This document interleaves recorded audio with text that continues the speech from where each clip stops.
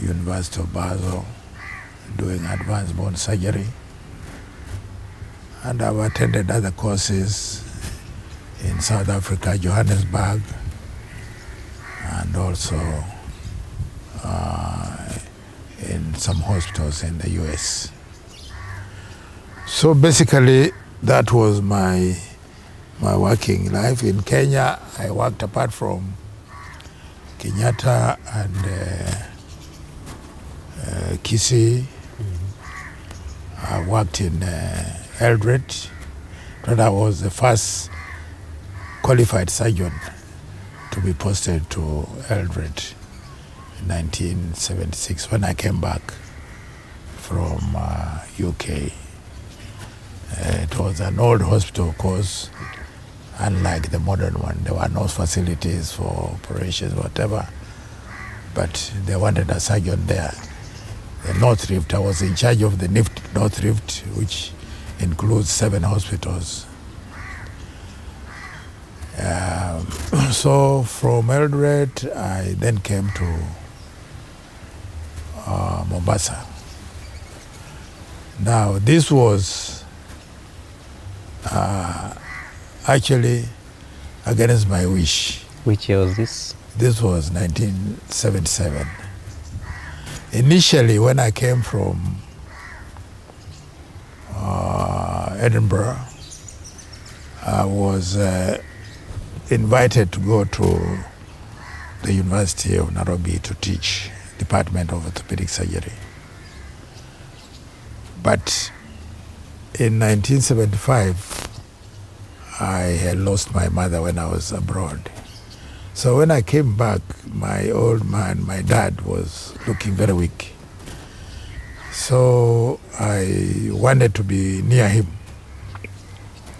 to monitor his condition and so on. So I refused to go to be posted to Nairobi. I requested to be near. That's how I ended up in Eldoret for that 1 year. And then together with my sisters, we managed to get a stepmother who now looked after the old man. Mm-hmm. Now, when I was now preparing to go to the university of Nairobi, the surgeon who was in Mombasa was playing golf rather than treating patients. Was Mr. Sheikh, a nation doctor. Mm. And the administrators were not happy. And you know, the PCs, provincial commissioners, were very powerful. Mm-hmm. So they rang Nairobi and they said they wanted Sheikh out of Mombasa and they wanted a new surgeon. So instead of going to Nairobi, I was told to report to Mombasa. But I was told I will report there for a very short time while they look around, and then I go to the university to teach. So in Mombasa, which hospital was that? In Mombasa, the Coast Provincial General Hospital. So I came to Coast General Hospital, and indeed I found the hospital, especially the ward where we had orthopedic cases, in a mess. There were these called wagema, the people who tap wine. Yes. There were so many, they're falling from the coconut trees while tapping wine. Mm-hmm. And I'm told when they go there, maybe they taste the wine. and also there is a snake which likes also to taste the wine. So when they meet there, the guy gets frightened and falls from the tree. So there were a lot of injuries, fractures of the arms, the legs. Some were sharing the bed, others under the bed. But I worked very hard. I was young, day and night, and I cleared the mess which was there. So you were the only one? Yes, doing orthopedics. Okay. There was Mr. Mendes who was doing general surgery, but I was doing the orthopedics. Now, again, I had an opportunity to go back Nairobi. to Nairobi. I would have been the first African really to head the department, to be the professor of surgery. But then again, another issue cropped up. The army didn't have a surgeon, the Department of Defense. So there was a very important conference in Geneva where the army was to present. It was about the injuries caused by conventional weapons. And they were discussing, the United Nations wanted to discuss to see which weapons to prohibit. So they wanted a representative from Kenya who understood the injuries. So I was requested to represent the government. I was seconded from the Ministry of Health to Department of Defense. But you know, to go now to the UN, you now have again to be seconded to the Minister of Foreign Affairs. So it was quite a procedure, because you cannot enter the United Nations headquarters without a letter signed specifically by the Minister for Foreign Affairs. Mm-hmm. It can't be the permanent secretary, it can't be anybody else. So I remember my letter was signed by, I think Munyowaeke. Munyowaeke was the Foreign Affairs Minister. So I was in Geneva representing the government for 2 years. And I have a sip of water here.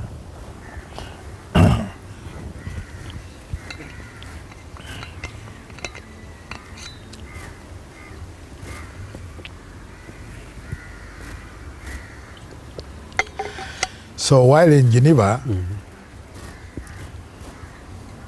again a problem cropped up. The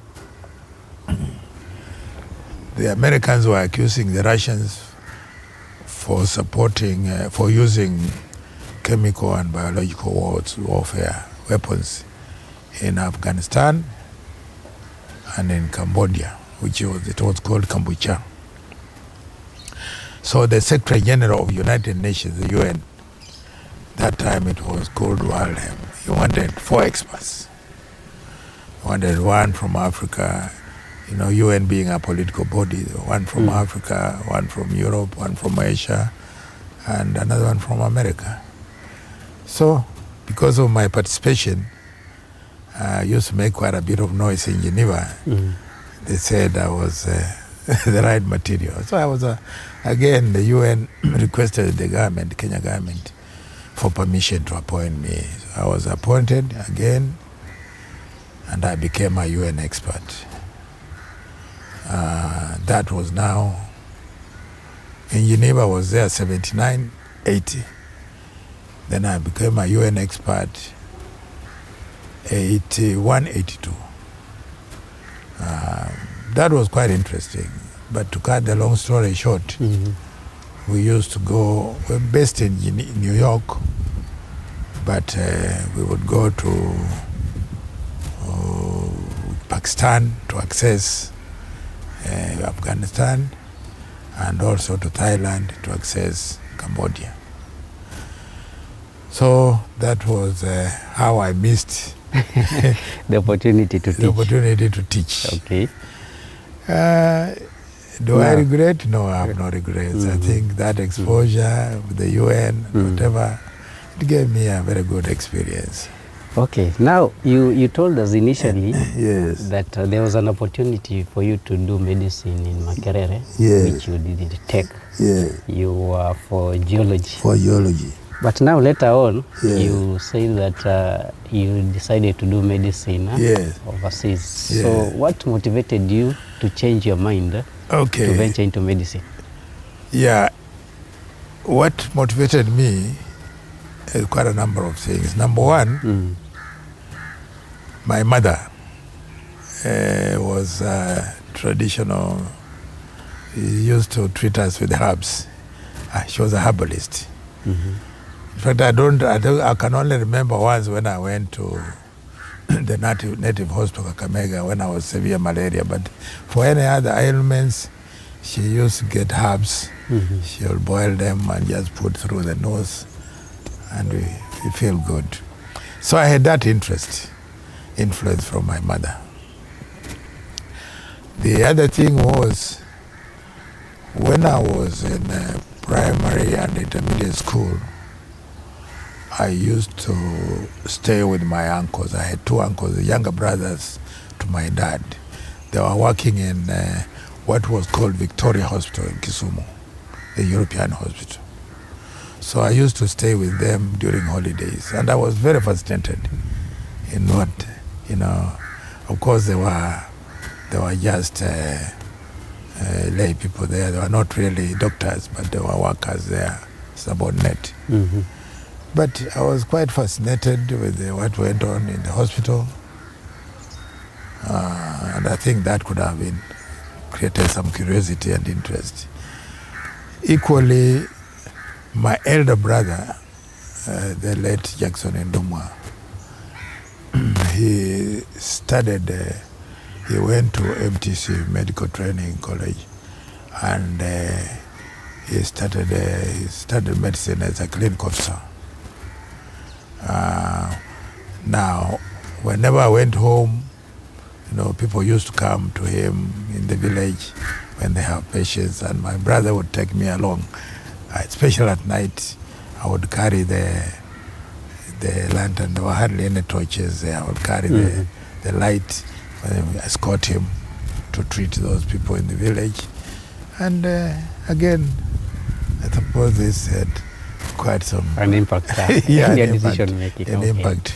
Okay, so that was the other thing which I think impacted me was my sister, our second born in the family. She was born in 1924. She was highly educated those days. She was, and my father was very proud of her. She was even posted to Kapenguria to teach there. But I watched her dying. She developed what now, in hindsight, I would call pelvic inflammatory disease. She got infection. Of course, my father blamed it to the husband, who was an ex-army person, military. And she was just brought at home there from my place of marriage. She was brought back to my home and put in a room there at the back of the house. And I watched her,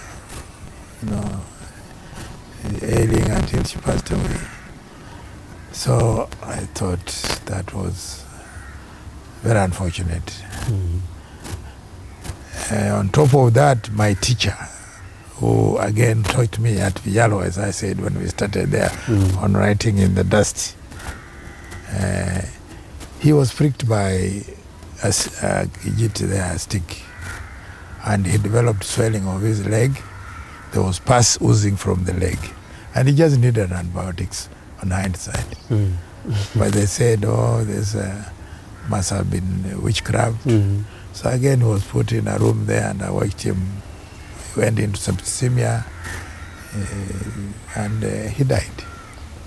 So again, I said, these are people who should have been helped. So I think that motivated me to start medicine, so that we shouldn't have such death anymore. Okay. Yeah.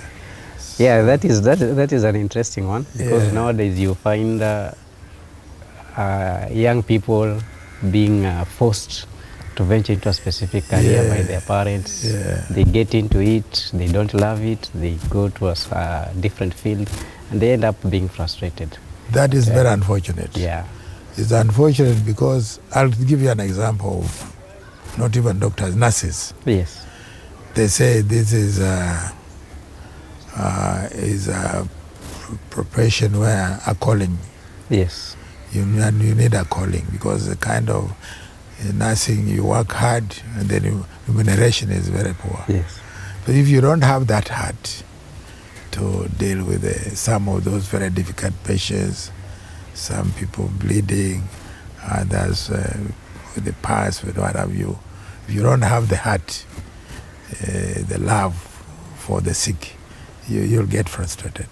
Okay. If when your father just comes home and say, pack up your suitcase and I'm taking you to a medical training without you, you'll get frustrated. Definitely. Because you have you don't have that calling, no interest. So I agree with you. I can see you have a commendation, head of state commendation. Can you tell us more about it? Yes, I have this one. This is head of state commendation of what we call HSC, head of state commendation. This I was given by President Mwai Kibaki for the distinguished service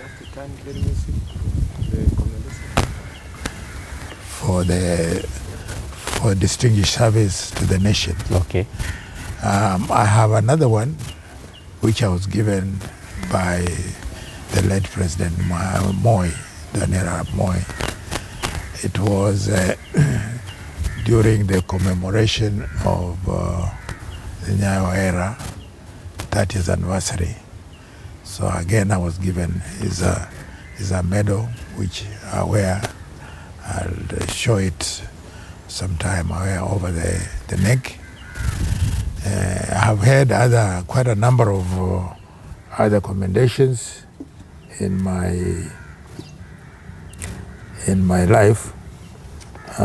For example, I had from Kenya Medical Association, from Kenya Orthopedic Association for long service award, and for distinguished service to the community. Okay. Yes. Okay, now that is a very rich history of how you ventured into medicine. Now if we can maybe take a detour and look at the church, because you are one of the pioneers who started Quaker Church in Mombasa, and you have got some information which we might not have. So could you please maybe give us a brief history of how you started those days up to where we are right now? Yes, quite interesting actually. The Quaker missionaries, came through Mombasa. Yes. As early as 1902, the history says that's how when they sailed through Mombasa, and they passed through Mombasa to up country. The Quakers went and settled in Kaimosi, supposed because people there were welcoming and there was plenty of space near the Kaimos forest. There was a lot of idle land there. Story has it that after staying there for a while, one of the missionaries, one of the Quakers, I think, unfortunately was killed by the local. So they moved to Vihiga.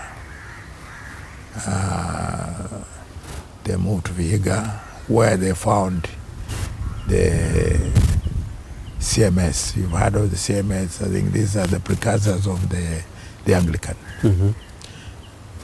the church mission. But the Quakers, of course, they started what was called the East African Society yearly meeting at the Quakers. When they came to Vihiga, the CMS, the Church Mission Society, they left Vihiga for them, and they moved it to Maseno. That's where they settled, and that's why you have the Anglican stronghold in Maseno.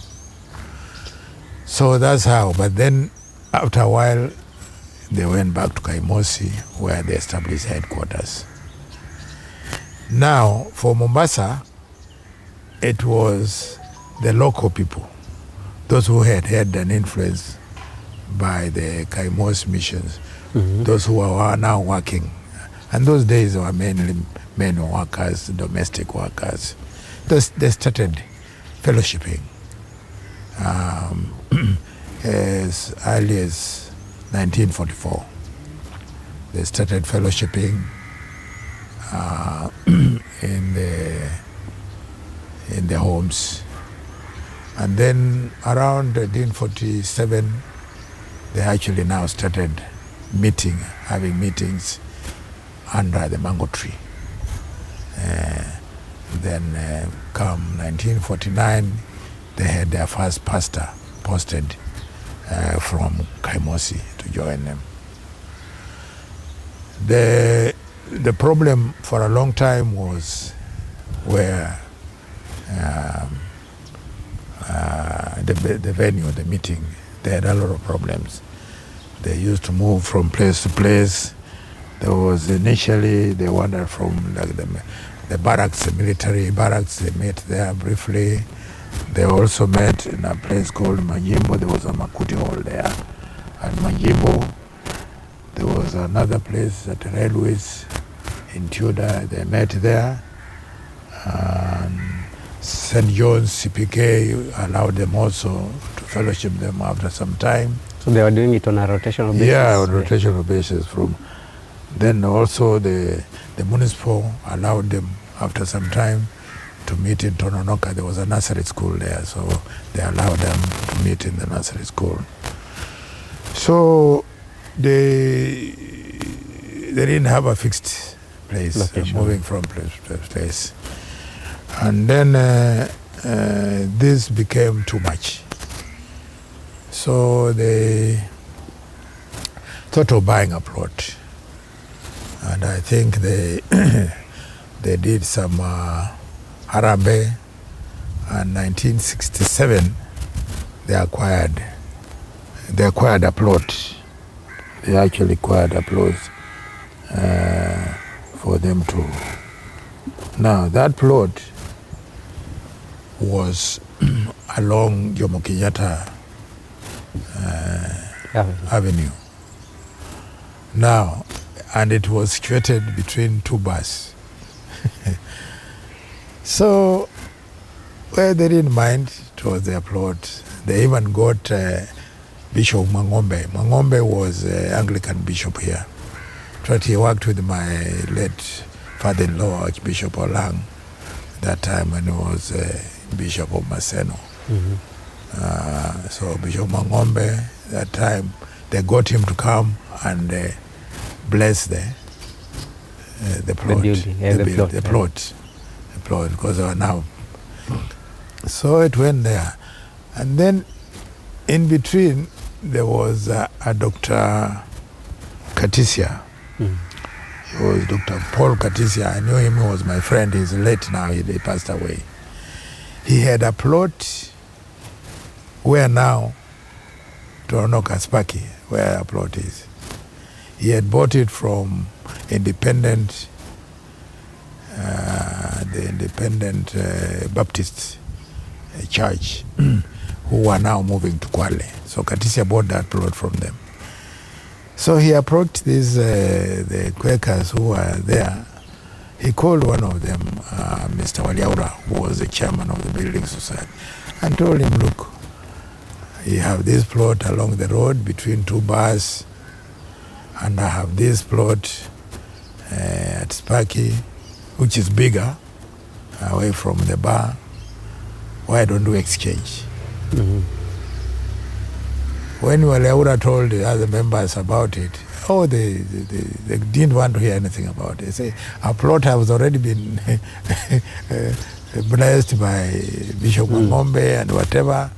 They didn't want to hear anything. But he persuaded them, said, let's just take a visit. Let's just visit and see. So they had not yet started building? No, they had not. So they visited the plot, and I think the majority liked the idea. They thought that was more, it has more privacy than being along the main road with between bars and so on. So the exchange was done. Mm-hmm. The exchange was done by the East African Yearly Meeting of the Religious Society of Friends. This was in 1979. So Katisia took the plot along the Kenyatta Avenue, and the Quakers took the other plot. So by the way, that plot had been bought for just 14,000. It was very cheap at that time. But with the title deed? Yeah, the title deed, which was kept by Kaimosi. They were still the overall. Yes. Yeah. The parent church. The parent church. So it was, they then formed a building committee with Mr. Waryaura as the chairman of the building committee. Waryaura was the principal of Shazo Teachers College. The construction started in 1979 of the present church, and there was a lot of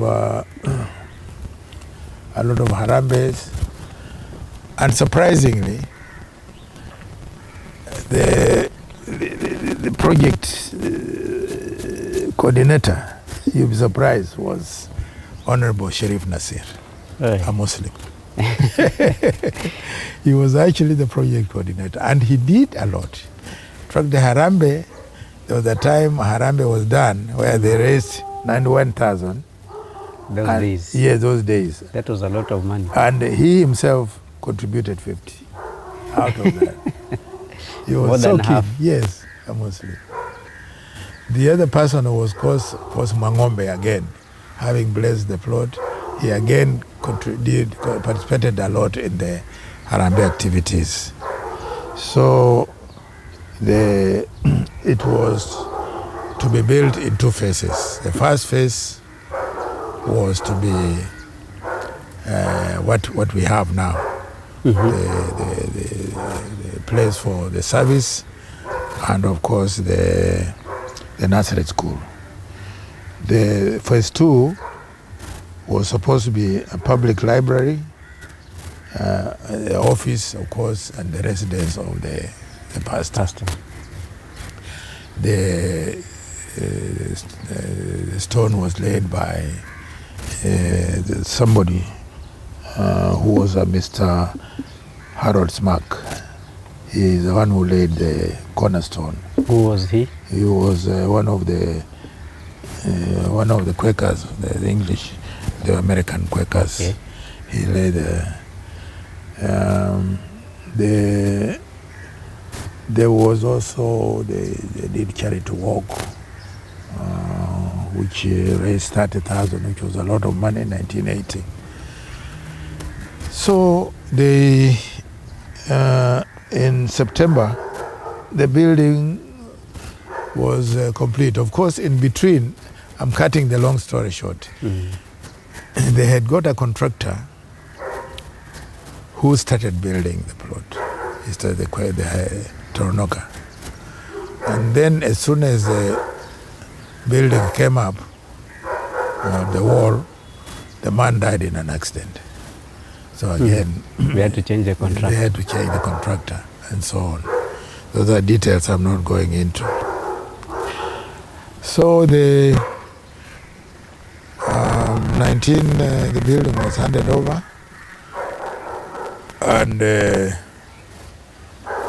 first thing they started was a nursery school with 13 children, and they were mostly Muslim children from the surrounding. Okay. And the teachers? The teachers were from our own, the way they were. But I know one doctor who was in the nursery school there, is a Muslim, is now qualified as a doctor. Okay. Yeah.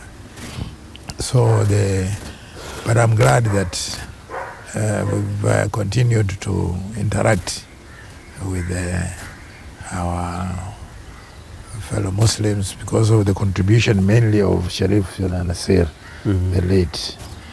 I must say there was a lot of contribution also by Quakers from America, from Britain, and Canada. Okay. They contributed a lot from overseas.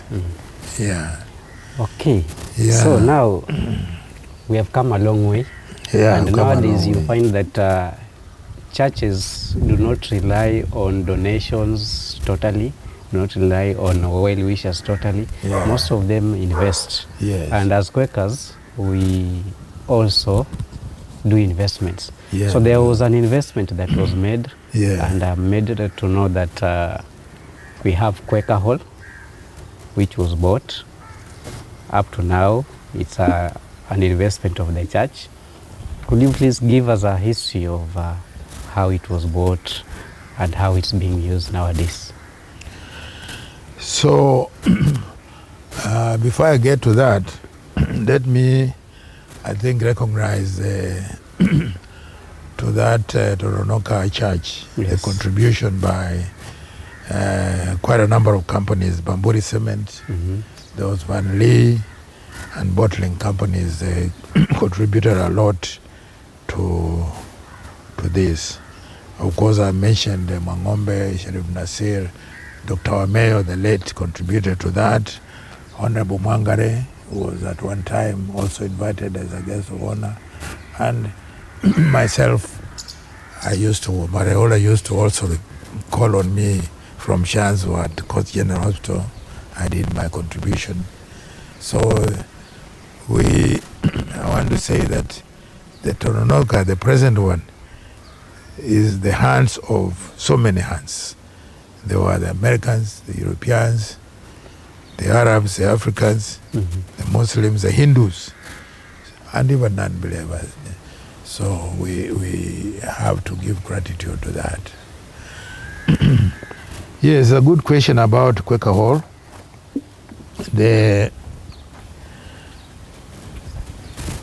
Sometime back, this was, I remember specifically, 1998. But I remember it was my birthday. On the 26th of August, 1998, it was my birthday. And Amufa, who was the presiding clerk, came to me. We were having the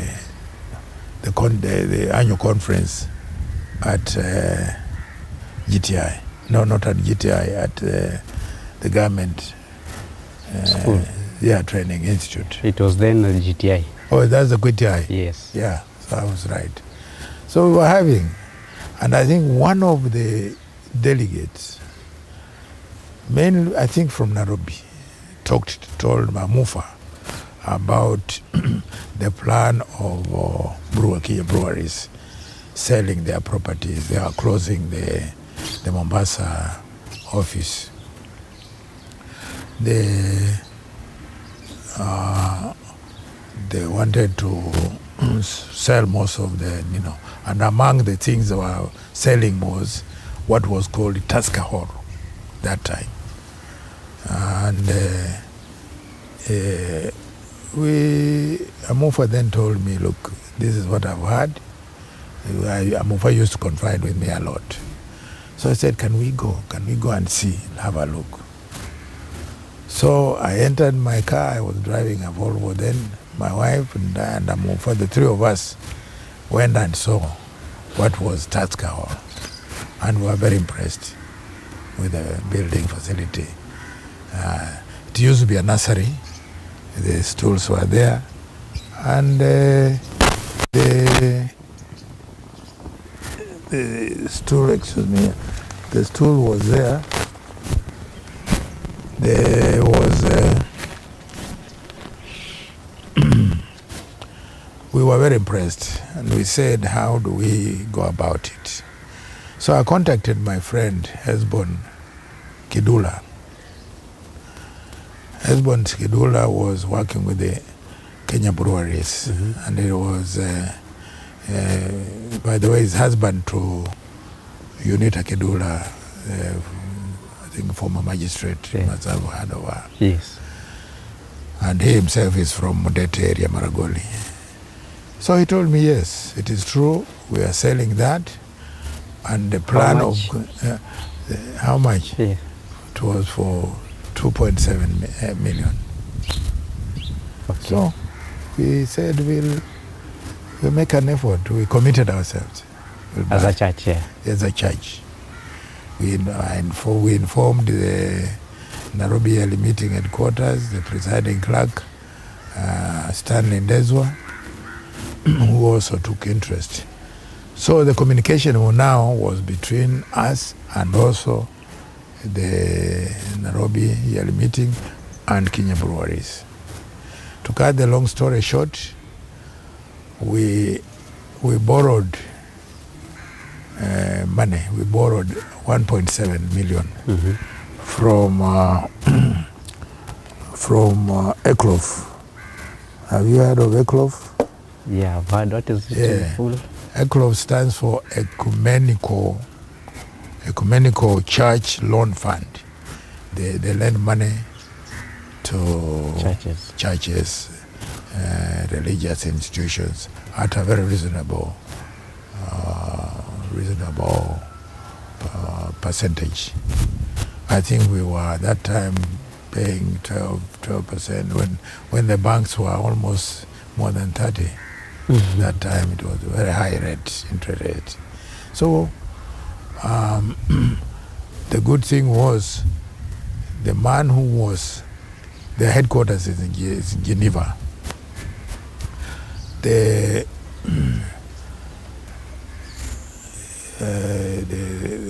man who was there in Geneva is a partner of my auditor in Nairobi. So it was very easy. Once we coordinated, it was easy. They approved our application and they gave us the money. So 1.7. Now the problem was raising the balance. The balance, yeah. And I can tell you, we were having Harambe every Sunday. After the service, I'd go at the front there and now call upon Harambe. I remember some young fellows, whenever they saw me going there, they knew what you have. Some of them started walking away. I know them. I don't want to name names from Tudor and so on. So, but we raised.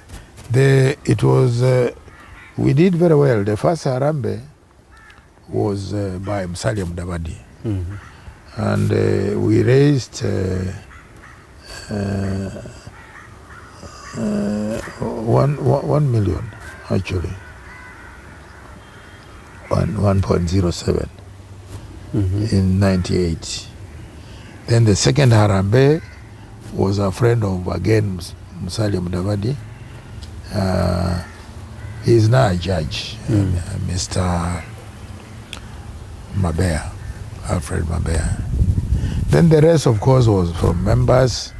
And I must commend the members of the church, the villages, Likoni, Kongowea, Mombasa. So they were local churches by then. Local churches. They were local. They were okay. There were monthly meetings. There were monthly meetings with the local churches. There were monthly meetings of Mombasa, Likoni, Kongowea. But there were also local churches in there. Within. So they were very committed and we managed to raise money. There was a time we got stuck and we were now unable to remit. So the local office of ECLOF were now demanding, threatening to repossess. Repossess the land. Yeah. And I remember the presiding clerk Ndezwa coming from Nairobi and we had a meeting. And I could see the fatigue. People were not really willing to continue. And Ndezwa said, if you can't, then we better sell this property because, and there was a Kikuyu man who was ready. He was working. He really wanted it. He was willing to pay 5 million. He was ready. But Kenya Breweries had said they wanted this Quaker Hall or Tusker Hall to go to a community-based organization. Money was not their interest. Okay. They really wanted to help community. Like a CSR. Yeah, like the church. So that was the advantage we had, not individual who wanted to now come and turn it into a bar or something. Yeah, so even the Eklov, because they knew me, because Ndezo had said we can now, if we get a buyer, we better sell it because we cannot raise the money anymore. And I remember being requested to buy. Okay. Yes. And I was encouraged by the Eklov, the Nairobi office, but I felt uncomfortable. I felt that this was a church property, and it didn't look nice. Much as I spent. By the way, when the 10% we raised immediately was from my office. I paid. I never asked for refund.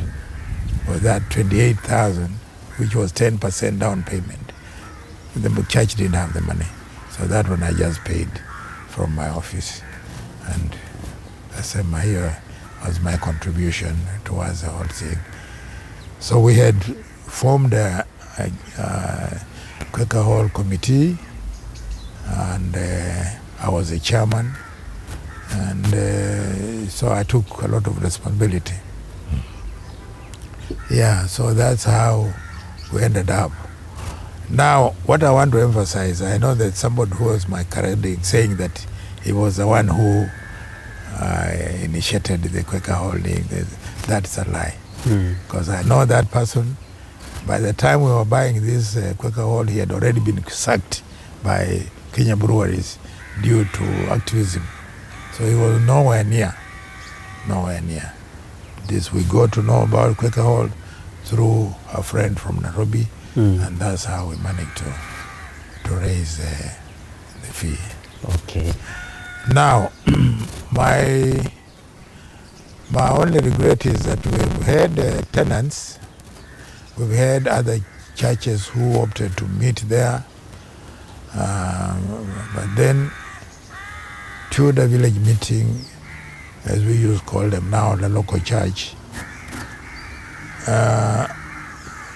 To be frank, I don't know how they found their way there. I was the chairman and we had the key, but they broke their way into that place. Very unfortunate. And they got stuck. They were meeting there. We met, the presiding clerk, Shivaji, came from Nairobi. We had a meeting and we agreed they should move from Quaker Hall so that we can market it as a commercial entity. Because it was meant for business. Yes, it was meant for business. Even when we applied for a waiver from the municipal council, they said, no, that's a business plot, and there was no waiver. We waived for the church plot, but not for Quaker Hall, which they were right.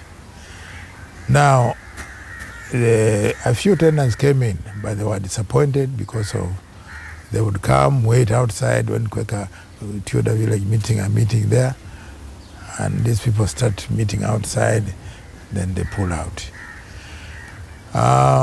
So it has gone in like that, and we've never really affected the decision by the yearly meeting for the Tudor to move out, because that was a decision which is still standing. And the idea was they either move to where they used to meet in a school or join Tononoka. Yeah, which was quite sensible. After all, they are not far from each other. Okay. But they have stubbornly stuck to that place, and that was unfortunate, because we shouldn't even be raising money to supplement the pastor, to do a few things. All this fundraising will now be self-sufficient, getting money for our church activities. Okay. Yeah. Okay, nowadays, from then up to now, we have had a changeover of leadership. Currently, we have a new crop of leaders taking over the church. Yes. If you compare your leadership of the church then and the current leadership, is there any difference or is it the same? And if there is, where could be the difference? Yeah, of course, I'll classify them in several ways. First of all, we've talked of the physical facilities. The old leadership had a problem with the premises, as I have discussed earlier. Yes. Place of meeting, and they used to meet under a tree, and you see that didn't attract many worshippers. Yes. Kongowea had the same problem. I remember going there, meeting in a tree, whatever, when they did that. So now we have our own church, and it's easy now when members meet under a modern facility. The other thing is communication. We didn't, for example, here you are now, we have a member who has a facility for videotaping. We have a choir and the instruments, Sound praise, system. praise and worship can actually sing, worship with us. Things like microphone we take for granted, they were not there. Communication, modern communication, internet, we have mobiles. So the communication has become more easy compared to the old. Then you talk of personnel.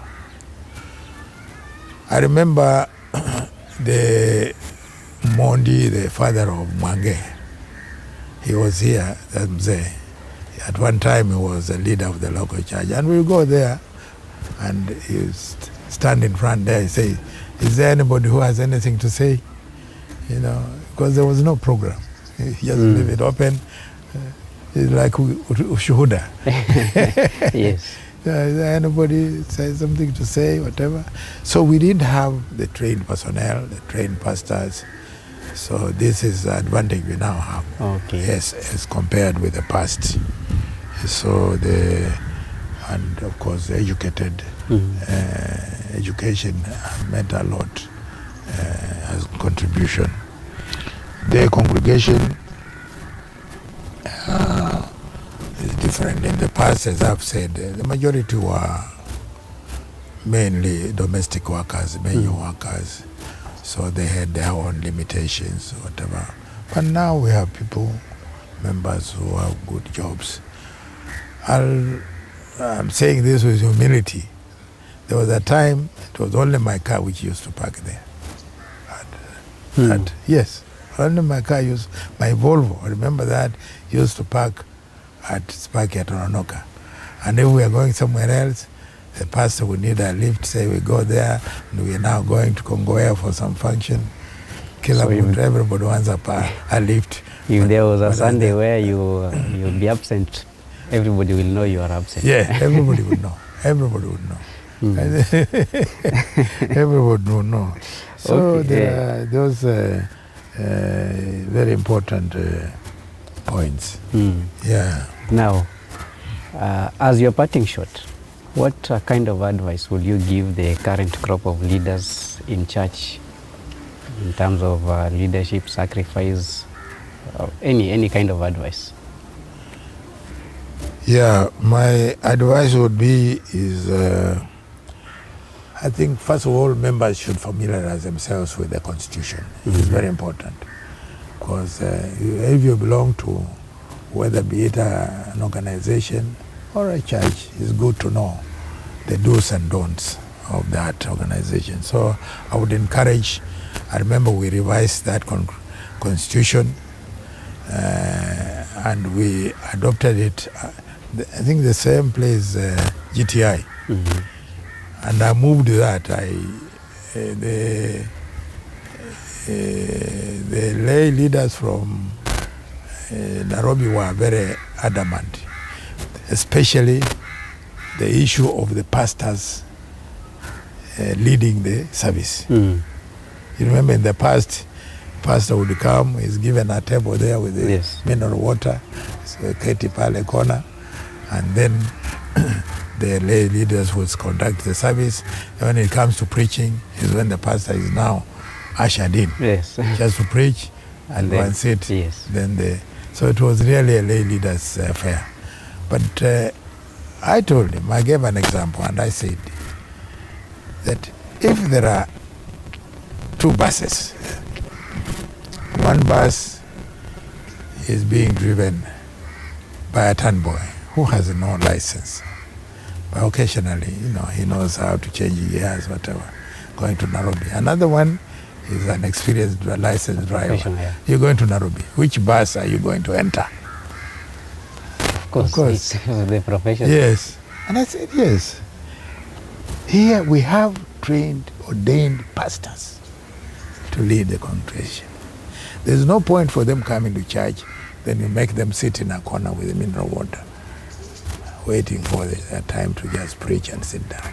These are the people who should read the service from A to Z. And the pastors, they all stood up and clapped. And that was adopted.